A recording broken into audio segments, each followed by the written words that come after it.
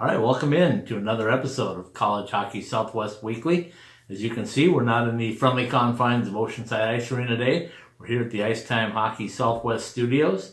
As you can also see, my partner Tom Callahan is not with us today. He's getting ready for a holiday trip back to his home state of New York in Buffalo, New York.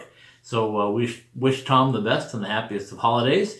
A couple things we need to get done right away. We need to talk Sun Devil hockey. And first of all, the Sun Devils got another sweep this last weekend here at Oceanside, stopping the Colorado College Tigers in a couple of games. The final one was a shutout, Joey DeCord's fifth of the season.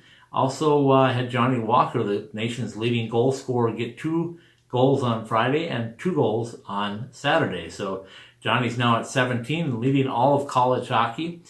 We look ahead a little bit to the opportunity to have the Desert Hockey Classic here at Gila River Arena.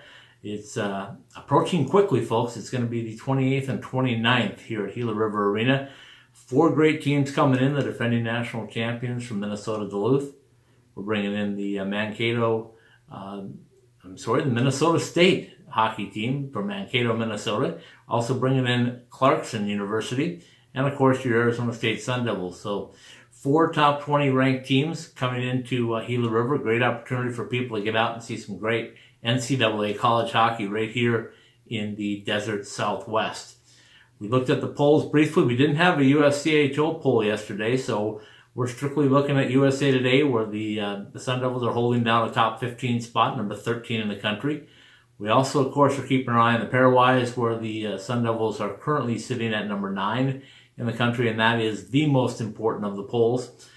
Right now, we've got a couple of great guests we're going to bring in. We're going to bring in, first of all, the strength and conditioning coach from Arizona State University and the world's strongest woman, as she's titled. Liane Blyn is going to be with us. We also had a chance to visit with somebody from outside the region. We have Jess Myers from Forum News sitting in with us, as he has made the trip down to Arizona to do a little visiting, a little snowbirding, and then also getting an opportunity to see these Sun Devils who are surprising the hockey world all over. And we're going to sit down with Jess a little bit and talk a little bit about Minnesota hockey, Arizona State hockey, and everything in between. So without further ado, let's jump in and visit with Liane Blyn.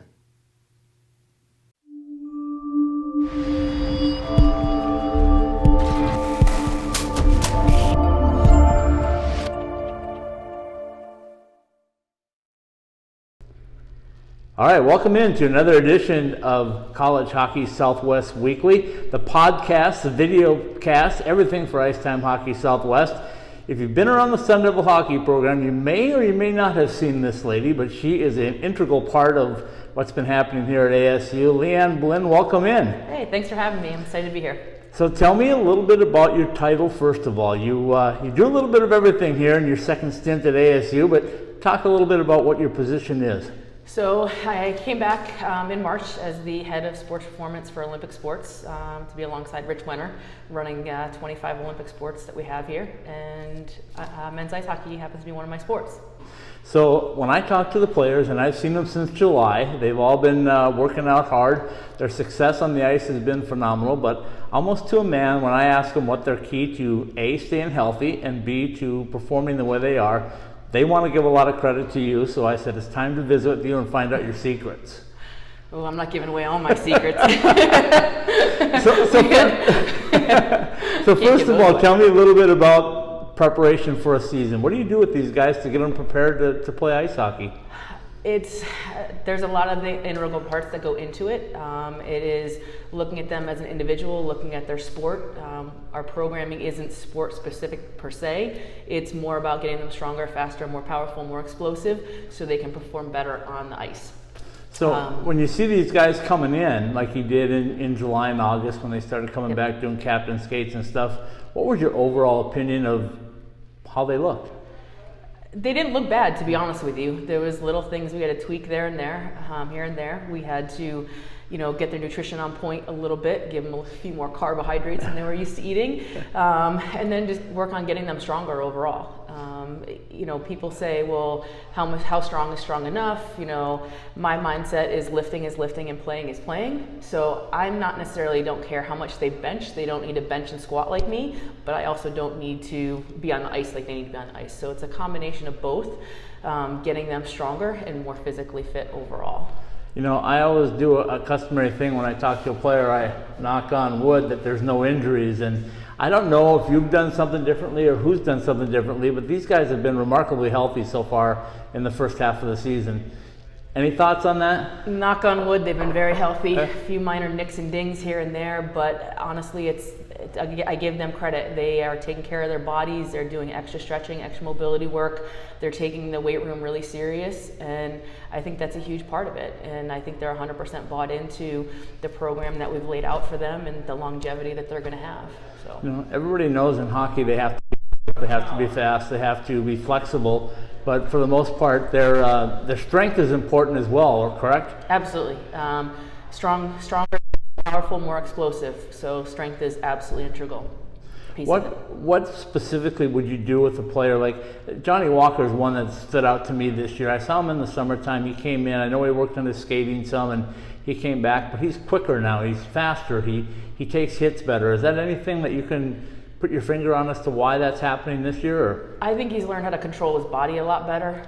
He's gotten stronger, and strength, to be honest with you, is the root of it all. I think he embraces the weight room more than he has in the past, and he understands the why behind it. And I think he's feeling better on the ice. A lot of it is confidence too. The weight room can give you confidence. If you bench 15 pounds more, 20 pounds more, squat, clean, things like that, it's really a big confidence builder when it comes down to the weight room, and I think that transfers over to the ice quite a bit. Let's get specific with this team if you can. Tell me a little bit about how much you work with them during the season and during the off season, and what kind of a program you lay out for them. During the off season, it's 5 days a week. So in the summer, they're stuck with me. Monday, Wednesday, Friday, we do speed agility work along with lifting. Tuesday, Thursday, it's all about conditioning based. I don't believe in long endurance conditioning for them. Their shift is 45 seconds or so. So it's really about repeatability. And we try to get some of that in the beginning. It's more about energy systems training. Then when they report in October or so, we do some on-ice skating.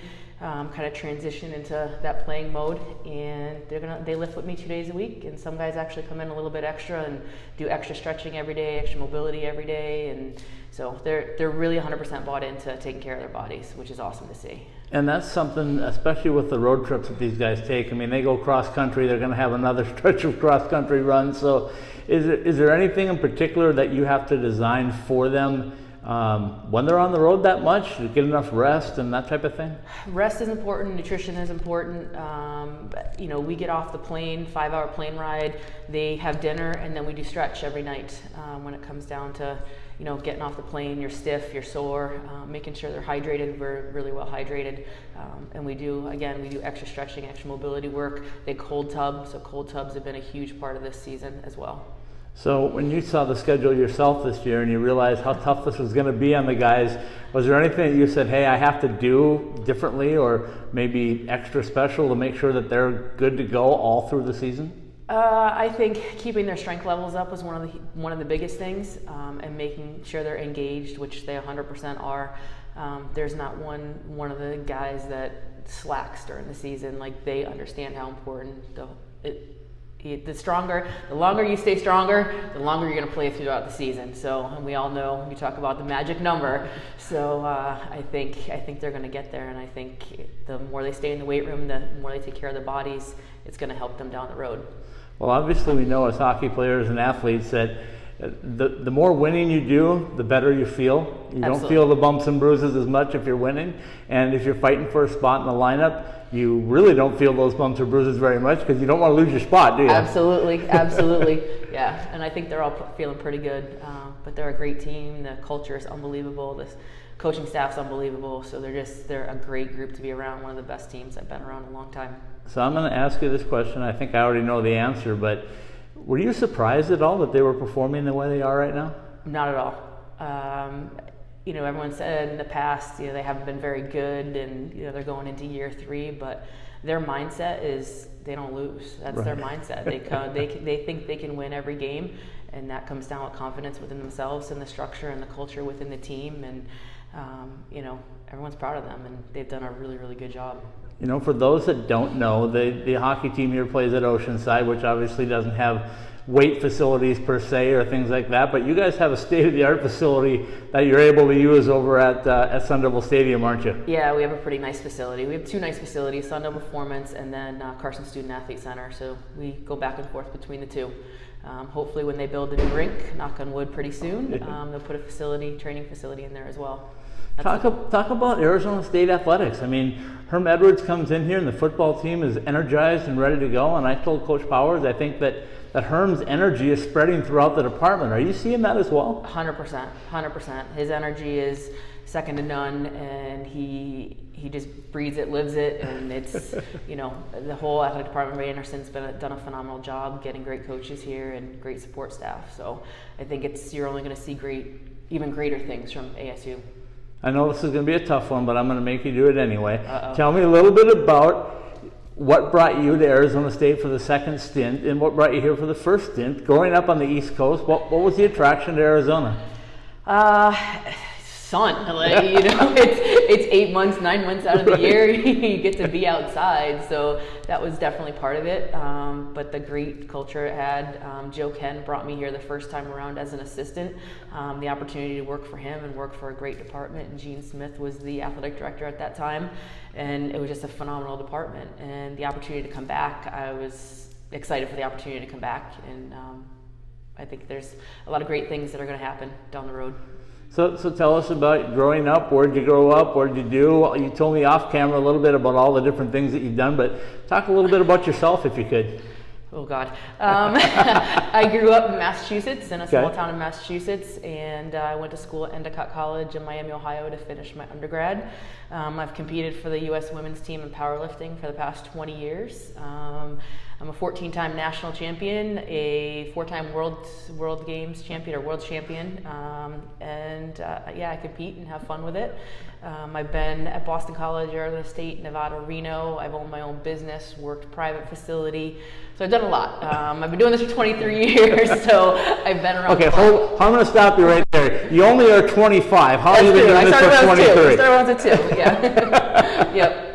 Liane, I appreciate your time. Let's finish things up by, we've got a big Desert Hockey Classic coming up here that we're bringing probably 4 teams in the top 15 in the country if things work out that way. What's it going to take for the Sun Devils to come out on top of that event in your estimation? I think they just got to continue to work hard, continue to believe in themselves, and continue to believe in how they play, and there's no doubt in my mind that they can come out winning those 2 games. Liane Blyn, I appreciate your time. Keep making these guys better because they've got a long road ahead of them. They're playing very well right now, and the sky is the limit as far as how far they can go. Absolutely.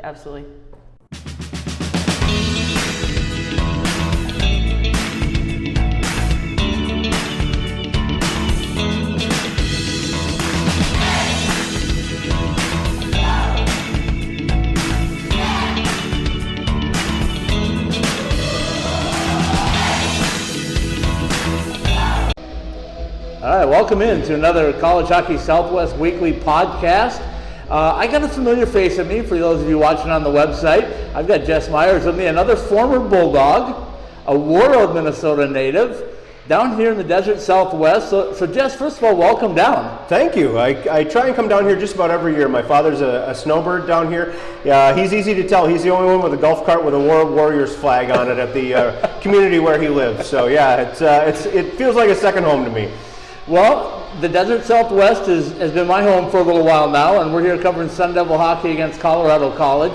I want to get your perspective from an outside view of Arizona State hockey. What have you heard? What have you seen? What's the scuttlebutt about this team? For 3 years now, three years or so on since Sun Devil hockey came online, I'll be honest, it's kind of been treated as an oddity. They play hockey down there. They're not in a conference yet. They don't have a full-size college rink yet. It's kind of treated as an anomaly almost. But this year, all of a sudden, that's changed because the Sun Devils are really good. Are coming into buildings where they might not have had success in the past. They're beating teams. Last night's result with Colorado College is a prime example that you get down 2-0 in your own building, and all of a sudden come storming back. Everybody wants to know about Johnny Walker. Who is this guy? Is he for real? All of that. So the script has flipped pretty dramatically just here in the last couple months, I would say. Everybody suddenly is interested in Greg Powers and is interested in what's going on down here beyond just the uniqueness of playing hockey in the desert when it's 65, 70 degrees out in December. Well, you're starting to feel it right now. It's 65, 70 outside, but when you get into Oceanside, it might be the coldest rink I've been in, and I've been in a lot of those northern Minnesota rinks, so I want to get your opinion when we're all done as to how cold you think this building is. That's tough for me being from 6 miles from the Canadian border. I've been in places where I've seen pucks break in half because they're frozen so solid. So you're not going to impress a lot of northern Minnesotans with cold hockey rinks. But this is what hockey should be. If people are experiencing the game for the first time, I think this is frankly a great place to take them into because it's so intimate, it's a little bit cold, everything's tight, everything happens right in front of you, as opposed to a bigger facility like the Ralph or like Mariucci or some of the places that you get used to in Minnesota or North Dakota college hockey. Here you're right on top of the action, and you really see the speed of the game, the impact of the game, the physical nature of the game. So for first timers or for people from Arizona who are getting exposed to hockey for the first time, this isn't a bad place to do it, I gotta say.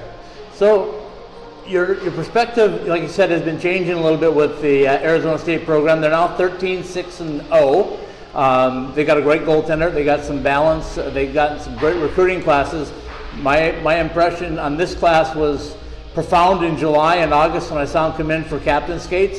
I said, these guys don't know how to lose. They come from winning programs, and they really took it hard when they played Ohio State because they hadn't lost before, these freshmen at least, right? And those were close games, too. I mean, I think even that opened some eyes with some people because if you've seen Ohio State this year, that's a rock-solid hockey team. They were in the Frozen Four last year. Steve Rollick is recruiting like crazy. Brett Larson, who's now the head coach at St. Cloud State, who was an assistant at Ohio State for a few years, he said, one advantage a program like that has is they can walk into any living room in North America and every kid has seen the Ohio State logo from watching football on Saturdays. Now, I do think you're seeing a little bit of that with the Sun Devils as well, with Herm Edwards, kind of raising the profile of Arizona State football again. I think, that's an aid to recruiting no matter where you go, is that people know this name. They know the Fork a little bit.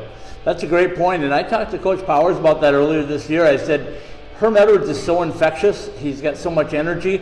Does that spread through the department? And to a man, they all say, all the coaches here say, yeah, he makes a big difference in the whole, coaching chain from every sport at ASU. I don't know if you want to say PJ Fleck has had an effect on Minnesota hockey just yet, but he certainly has a lot of energy and is a fun guy to watch. You're working for the Forum News now. You're covering Minnesota hockey. As a Bulldog, how difficult is that for you? This is a really exciting opportunity for me, and what they're doing at the Forum is really amazing in this era when newspapers are struggling and are finding different ways to do things, and you have stuff like The Athletic popping up. Forum is one of the rare places that has made a real commitment to covering college hockey and made a real investment, bringing on people like me. They already have people like Brad Schlossman at the Grand Forks Herald, who for my money is the best college hockey writer in America. They brought in Mick Hatton, who was previously at the St. Cloud Times, had been covering the Huskies for more than a decade. So this is a lot of fun. So not only are we covering teams like the Gophers, North Dakota, Minnesota, Duluth, Bemidji State, we're also launching a website called The Rink Live. That's coming up soon. We've got a Twitter feed, we're doing video, we're doing podcasts. It's going to be kind of a one-stop shop for all of your college hockey in Minnesota, the Dakotas, high school hockey as well, just kind of everything you want to know about the game in those areas. And, one thing that kind of led to them bringing someone like me on is they've got something like 100 newspapers in Minnesota and didn't have anyone covering the Gophers full-time. I was lucky enough to be selected to get that opportunity, and I got to say it's been great fun. I've known Bob Motzko for years. This is his first year on the job with the Gophers. This is my first year on the job in this new position, so we're kind of learning the ropes together, and it's been a lot of fun so far. So I saw the Gophers play North Dakota in Vegas, of all places, earlier this year, and they looked like a team that was trying to get it all together, trying to get the new system, trying to get adapted to the coach. How are things now at the midpoint of the season from better part. I just sat down with Coach Motzko and did kind of mid-season grades for this team. They've got a really good penalty kill. That's one of the good pieces of good news. They've got the best penalty kill in the Big Ten. Part of that is by necessity because early in the season they were taking so many penalties, it was unbelievable. It was driving the coach crazy. The goaltending has been spectacular. Matt Robson in his last outing at the University of Michigan last weekend had 50 saves, kept them in the game. He has been fantastic. A kid from Toronto of all places. I go back to the era when the Gophers wouldn't look at a kid from Hudson, Wisconsin. And, now they've got a fantastic goalie who's a Toronto kid. So that part has been really good. The places where they need to improve, their power play, which is amazing because if you've watched Bob Motzko's teams over the years, both when he was an assistant coach with the Gophers and as head coach at St. Cloud State, his power plays are amazing. I mean, they're just fun to watch. They always seem to find some guy on the back door completely wide open. That's not in place yet for the Gophers, and I know that's frustrating for their fans. I know that's frustrating for the coach because they just expect that Bob Motzko power play to be there anytime an opponent goes in the box. The other place they really need to improve is defense.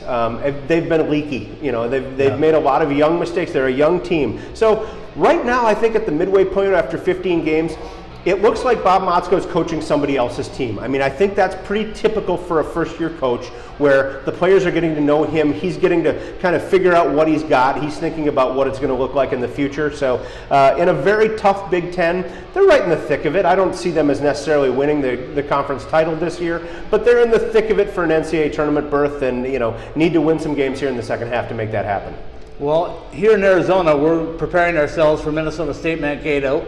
We're preparing ourselves for UMD. We got Clarkson and we got ASU. It could be, all four teams could be in the top 15 in the country when they come down here on December 27th and 28th for the Desert Hockey Classic. Give me your thoughts as a Bulldog alum of what you think of that. They're coming in a little shorthanded without their head coach, possibly without three of their best players. Thoughts? This is always an interesting thing when you have a good hockey team. Yeah. When you do a tournament at World Juniors time. I go back, 15, 20 years, going up to Duluth when they used to host a holiday tournament. Boston University comes to town, and I'm asking the BU guys, what should I know about your team? And they said, well, we have this goalie named Rick DiPietro, but he's not here right now because he's playing in the World Junior Championships. I mean, that's the situation you're facing with both of these teams. As you alluded to, not only players missing, some good players off UMB who are going to be playing for Team USA and won't be there at the Desert Hockey Classic, but also both coaches are going to be gone. Scott Sandelman is an assistant, and then Mike Hastings, the Minnesota State coach, is the head coach for this go-around. So it'll be a little different. Now, don't let that take away from what is going to be, I think, a great hockey tournament. You look at who's left over, so to speak. Richards for UMD, for example, Todd Richards' son, who's had a great year there. Hunter Shepard, their goalie. People funny ask me, what do you expect of the Bulldogs this season? I said, well, last year was the rebuilding year, and they happened to win a national championship in it. So they've been ranked among the top teams in the country, and rightfully so. And the Mavericks are a really, really solid team. Parker Toomey, their leading scorer, interesting story. I remember his dad playing high school hockey for Hill Murray. Right. The dad goes over and plays in Germany, winds up living in Germany, raising his kids there, and then Parker from Germany comes back to Minnesota to play for MSU. Plus, they've got a freshman goalie who's gotten about 10 of their starts so far. His name is Dryden McKay. Right. I think if that's not the perfect college hockey name, Dryden McKay. So, exactly. So they're pretty solid in goal. They've got some scorers, and the Mavericks always kind of play with a chip on their shoulder because they were kind of the forgotten team when St. Cloud and Minnesota State. When St. Cloud and Minnesota Duluth went to the NCHC, the Gophers went to the Big Ten. They kind of, quote unquote, got stuck in the WCHA, and they thought, well, okay, all we can do is win the conference every year, and that's what they've been doing. The big question there, of course, they've gone to the NCAA tournament several times, still haven't won an NCAA tournament game, and I know that weighs heavily on the people in that program. So we'll have to see what kind of noise they can make this year if they get back in. Well, Jess, I know we're getting close to face-off time here. I want to wrap it up by you made a trip down here to the desert. We're going to make a trip up to see you guys on March 1st and 2nd, and we're hoping that it's going to mean something when we come up there, hopefully playing for a spot. What's your thoughts on ASU coming to the University of Minnesota? Well, I tell you, it's about the photo negative of this atmosphere. Here you have a very intimate arena and you have a small ice sheet. You get up to Mariucci, that ice sheet looks like one of the lakes that they have in Minnesota. It's just gigantic, and 10,000 seats, although they have had some trouble filling those seats this year. So very different atmosphere, but that will be really fun to see. As you said, they will be, I think, in the thick of the fight for an at-large berth when they come into Minneapolis. And now, of course, me covering the Gophers and traveling with them, I've been pushing them, hey, we got to go to Tempe next year, right? Especially, hopefully like right in January, one of those times where you can sit in a nice outdoor hot tub. So yeah, we'll see how that works out. Jess, thanks for your time. Great to see you again as two Bulldogs to wrap here a little bit down in the desert Southwest. And thanks for coming down. We'll see you in March. Well, thanks for the great work you do. It's fun to keep up on all things Southwest hockey between Vegas and the Coyotes and ASU. It's fun following your stuff on Twitter as well. So thank you. Appreciate it.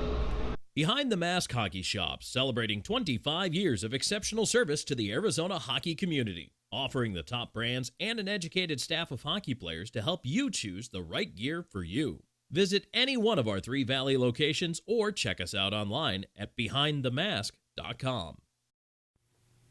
All right, welcome back, folks. It's another great episode of College Hockey Southwest Weekly is in the books. I want to thank my 2 guests today, Liane Blyn, the strength and conditioning coach at Arizona State University, and Jess Myers from the Forum News and Rink Live at Minnesota, and the pretty much the beat reporter for University of Minnesota hockey. So thanks to Jess and Liane for sitting in with us. As we prepare right now, obviously the Sun Devils are gone for the holidays. They've all had a chance to return back home for an 8-day break before they come back and commence practicing on December 26th. All 4 teams in the Desert Hockey Classic will practice on the 27th out at Gila River Arena. And then games begin for real on the 28th and 29th in the 2018 version of the Desert Hockey Classic. We're looking forward to providing you with a lot of great coverage on the new podcast. We want you to stick in and follow us along. Now available on iTunes as well as Podbean. You can tune in there. You can also tune in at our website, IcetimeHockeySW.com, and enjoy all the great podcasts and all the coverage coming up for the Desert Hockey Classic. So without further ado, let's bid you a happy holidays, a Merry Christmas, and we'll see you all on the 26th.